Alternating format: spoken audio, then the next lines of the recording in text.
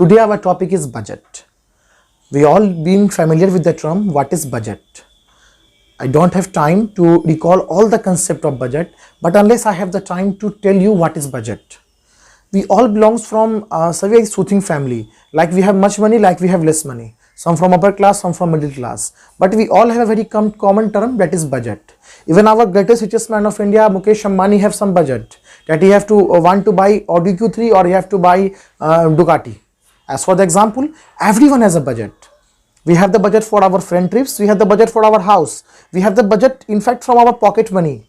Our father give us 500 rupees each month and we have to make a budget of it, that from the 500 what we have to do. Even the small child that has 5 rupees have some budget about it, what he have to do with the 5 rupees. उसे 5 रुपए का क्या करना है, उसके पास उसका भी एक budget होता है.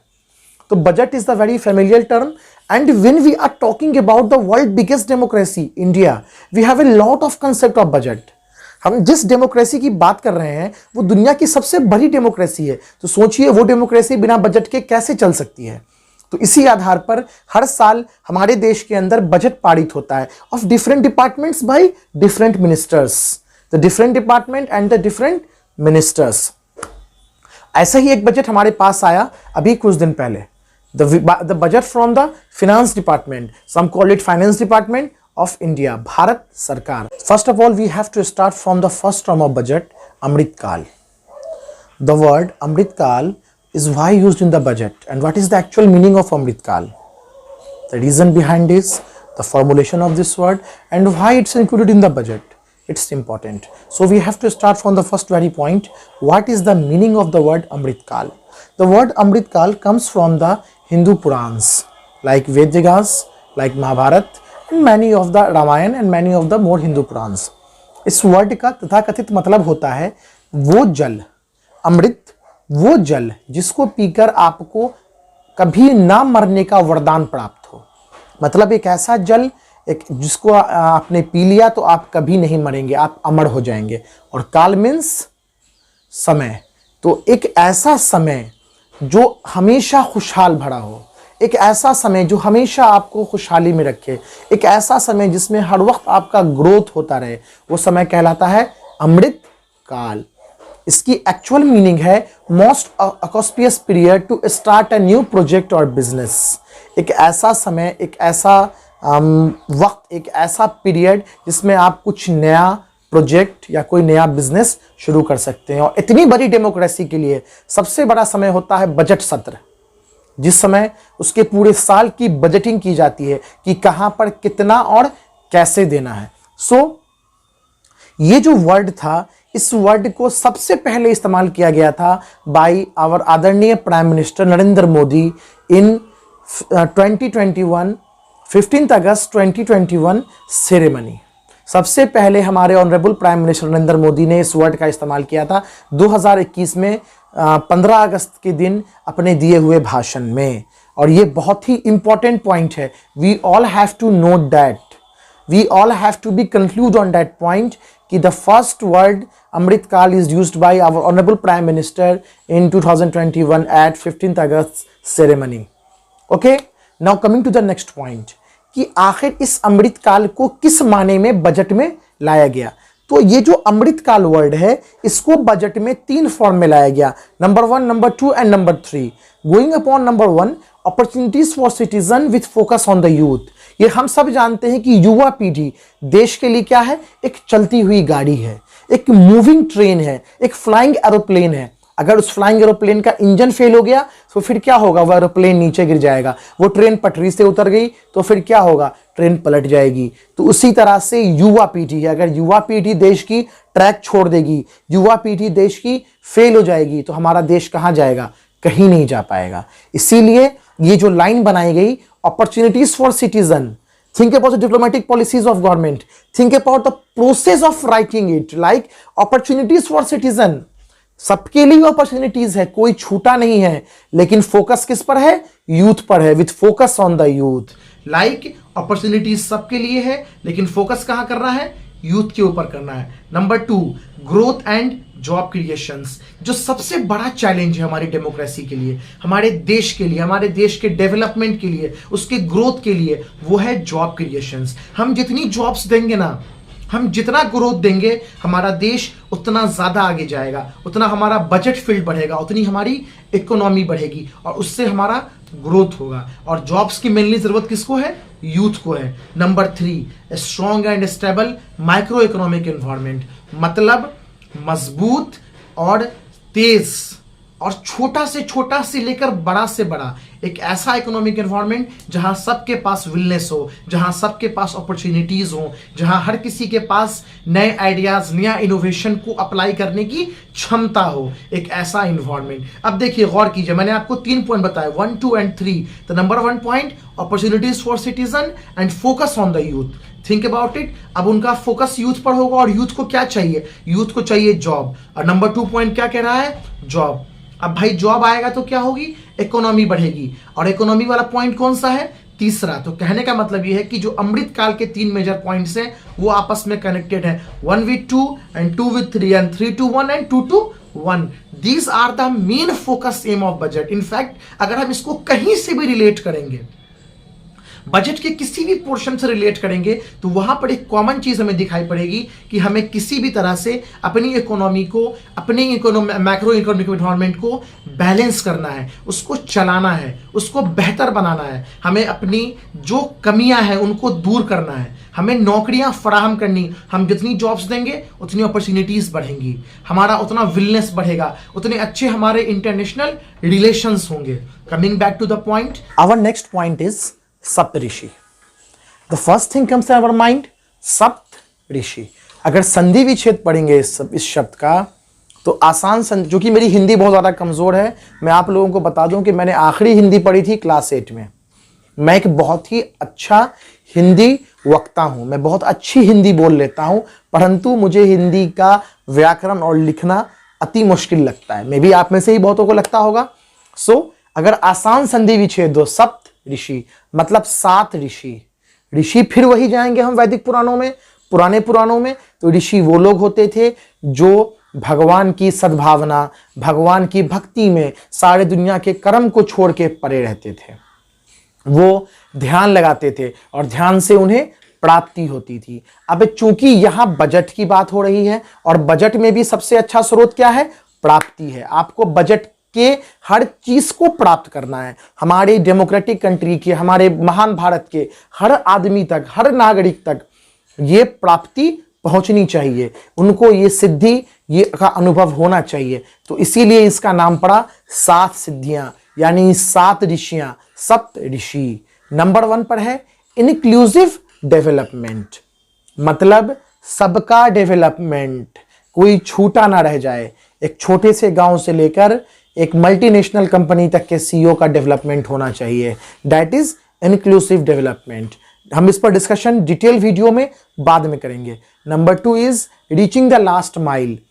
देखिए, जब एक सवाल उठता है लास्ट माइल क्या होता है, इंसान की चाहत का कोई अंत नहीं है, उसे हर जगह से आगे कुछ ना कुछ दिखाई पड़ेगा। अगर आप आईएएस बन जाते हैं तो कल होगा आपका मन हो सकता है कि मैं आईएएस हूं तो मैं क्यों ना, अब मैंने हासिल कर लिया आईएएस पोस्ट, मैं आईएएस रह गया, लेकिन अब मैं इससे आगे बढ़ता हूं, मैं कुछ और बन जाता हूं, मैं एक कंपनी खोल देता हूं, मैं एक इंस्टीट्यूट खोल देता हूं। Like the best example is our Vikas sir. He is completely an IAS, posted in Delhi, but he left his job. Reason? To start an institute जहां आप और हम जैसे लोग सीखते हैं, हम जैसे लोग जानते हैं। तो हर सरकार की अपनी एक माइल होती है कि अपने समय क्षण में, अपने काल में, अपने गवर्नमेंट पीरियड में वो क्या क्या हासिल करेंगी और किस किस तरह से करेंगी, जिसे हम आसान भाषा में, कॉमन लैंग्वेज में घोषणा पत्र कहते हैं। हम यहां पर उसको आसान भाषा इसीलिए कह रहे हैं कि ये घोषणा पत्र शब्द हमारे लिए नहीं है। ये घोषणा पत्र शब्द एक ली लैंग्वेज है आम आदमी के लिए कि सरकार ने क्या क्या घोषणाएं की।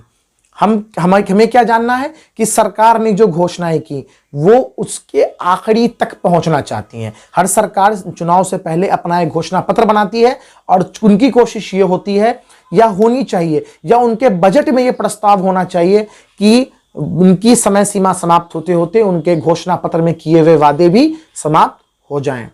नंबर 3 है इंफ्रास्ट्रक्चर एंड डेवलपमेंट। किसी भी कंट्री के लिए इंफ्रास्ट्रक्चर बहुत ज्यादा जरूरी है। अगर आपके पास इंफ्रास्ट्रक्चर नहीं होगा तो आपके इंटरनेशनल रिलेशन खराब हो जाएंगे, आपका इन्वेस्टमेंट पॉलिसीज खराब होंगी, तो फॉरेन कंट्रीज आप में इन्वेस्ट नहीं करेंगी। अब सोचिए कि हमारे यहां बड़ी बड़ी कंपनियों के प्लांट क्यों नहीं है। ये एक तरह से एक इंपॉर्टेंट क्वेश्चन है। अगर एप्पल आईफोन जो हम 2 लाख 2.5 लाख का खरीदते हैं वो अगर इंडिया में मैन्युफैक्चर होना शुरू हो जाए तो उस पर कस्टम ड्यूटी क्या होगी, बहुत हद तक कम हो जाएगी या बचेगी ही नहीं, क्योंकि वो कहीं इंपोर्ट या एक्सपोर्ट नहीं होगा, वो हमारे यहां बनेगा और अपने मैन्युफैक्चरिंग रेट से थोड़ा ऊपर हमें मिलेगा। The phone we buy for 1.5 lakh we can get it on 25,000। See about the consequences, see about the things, that is infrastructure and investment. उसके लिए क्या चाहिए, सबसे पहले आपको अपनी कंट्री के अंदर ऐसा इंफ्रास्ट्रक्चर बनाना होगा कि बड़ी बड़ी मल्टीनेशनल कंपनीज आपके यहां आकर इन्वेस्ट करें। आपका इंफ्रास्ट्रक्चर देख के तब जाके ये थर्ड पॉलिसी पूरी होगी। Next is youth power, the most important. ये सारी चीज घूम रही है उसी आसपास। अगर आपका यूथ अच्छा है, यूथ के पास कैलिबर है, यूथ के पास चीजों को सही करने की क्षमता है और उसको आप वो चीजें प्रोवाइड करा रहे हो। मैं एक प्रोवर्ब का इस्तेमाल, मैं एक सेइंग का इस्तेमाल करूंगा। अब बिल गेट्स ने एक बार कहा था कि अगर माइक्रोसॉफ्ट से इंडियन इंजीनियर्स नौकरी छोड़ दें, डिजाइन कर दें, तो इंडिया के पास खुद का एक माइक्रोसॉफ्ट होगा। Think the line. दुनिया का सबसे अमीर तरीन आदमी एक जमाने में वो थे, वो ये कहते हैं कि अगर माइक्रोसॉफ्ट इंडियन इंजीनियर्स को हायर करना बंद कर दे तो इंडिया के पास खुद का एक माइक्रोसॉफ्ट होगा। तो हमारी कैपेबिलिटी कहां जा रही है, दूसरों के पास जा रही है। हमारा कैलिबर कहां जा रहा है, दूसरों के पास जा रहा है। हमारा यूथ कहां जा रहा है, दूसरों के पास जा रहा है। सो द रीजन इज कि we have to maintain our youth power. Youth के अंदर ये चीज होनी चाहिए कि हमारा देश, हमारा अपना देश, और ये तब आएगा जब हम बच्चों के अंदर इस चीज को पिरोएंगे। फ्रॉम द वेरी बिगिनिंग उनके कल्चर में, उनके कंटेक्स्ट में ये होना चाहिए कि आपको अपनी सोसाइटी के लिए करते हुए अपने देश के लिए करना है। कच्ची उम्र में उनके अंदर ये बात डालनी होगी कि आपकी ये सारी नॉलेज, आपकी ये सारी मेहनत, ये सारी अपॉर्चुनिटीज आपके देश के काम आनी चाहिए। Like the other countries, Japan, वहां इतना डेवलपमेंट क्यों है, क्योंकि उनका टैलेंट बाहर नहीं जाता। उनके बच्चे from beginning they love our country. In fact ऐसा नहीं कि हम अपनी कंट्री को लव नहीं करते, हम अपनी कंट्रीज को लव करते हैं, but the love remains somewhere more important than our career. लेकिन हमें उसी पर आना है और यही इस बजट का मेन फोकस भी है कि made in India, made for India and made by India. Coming back to the next point, unleashing the potential. ऐसा नहीं कि हमारे यहाँ टैलेंट नहीं है, अगर टैलेंट नहीं होता तो आज हमारे यहाँ के मैक्सिमम इंजीनियर्स माइक्रोसॉफ्ट में नहीं होते। अगर हम एक कंटेक्स्ट उठाएंगे, the CEO of Google Indian, the CEO of visa Indian, CEO of Microsoft Indian, CEO of ऐसे कई सारी मल्टीनेशनल कंपनीज के सीईओ इंडियन क्यों हैं? अगर हमारे पास पोटेंशियल नहीं है, हम पिछड़े हैं, तो भाई हमारे इंडियंस वहां क्या कर रहे हैं? हमारे पास बहुत पोटेंशियल है बट हम उसको अनलीश नहीं कर पाते, हम उसको कंप्लीटली खोल नहीं पाते। और अमृतकाल, इस बार का बजट आपको यह मौके दे रहा है अपनी पॉलिसीज से, अपनी योजनाओं से, कि हमारे देश का हर बच्चा, चाहे वो किसी गली में बैठा हो, किसी गांव में बैठा हो, किसी अति पीछे जगह बैठा हो जहां बिजली तक नहीं पहुंची है, वो वहां से अपने पोटेंशियल को अनलीश करके एक दिन देश को बहुत आगे ले जा सकता है। Number 6 is green growth. Development तो जा रहा, डेवलपमेंट होता जा रहा, बट उसका रिजल्ट, हम 24 घंटे एसी चला रहे हैं, it is also the example of development.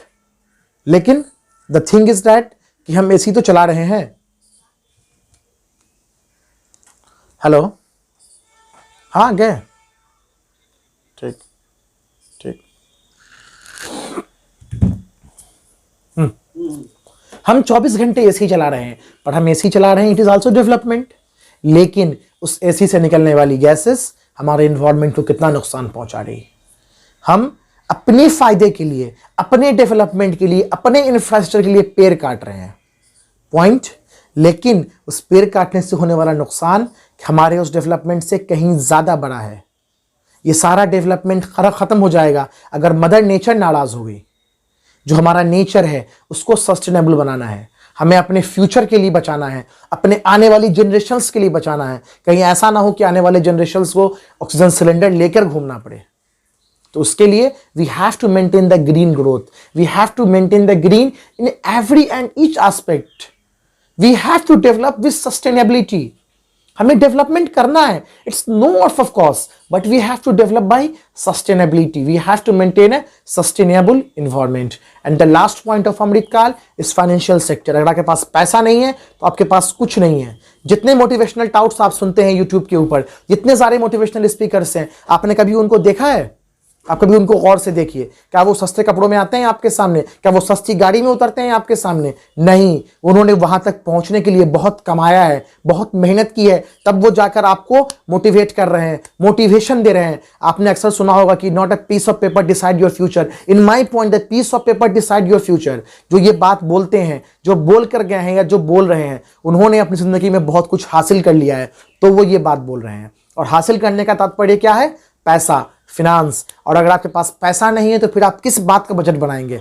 तो फिनेंशियल सेक्टर का डेवलपमेंट बहुत ज्यादा जरूरी है। और मैं इस पर एक ही लाइन में एक्सप्लेन करूंगा कि ये जो सप्तऋषि के 7 पॉइंट्स हैं, अगर इसमें से हम फाइनेंशियल सेक्टर को निकाल दें तो बचे हुए 6 पॉइंट्स, तो इन 6 पॉइंट्स को हमें इस तरह रेडी करना है, इस तरह प्रिपेयर करना है कि वो हमें रेवेन्यू प्रोवाइड करे, उससे हमें पैसा मिले, हमारा रेवेन्यू मेंटेन हो। और जब हमारा रेवेन्यू मेंटेन होगा तो इट्स ऑब्वियस, इट्स ऑटोमेटिक कि हमारा फाइनेंशियल सेक्टर अपने आप अच्छा होता चला जाएगा। और जितना अच्छा हमारा फाइनेंशियल सेक्टर होगा, उतनी अच्छी हमारी इकोनॉमी होगी, हम उतना अच्छा पोटेंशियल को, अपनी डिस्कवरीज को अनलीश कर पाएंगे। That's in for the topic. See you in the next video. जब तक के लिए गुड बाय।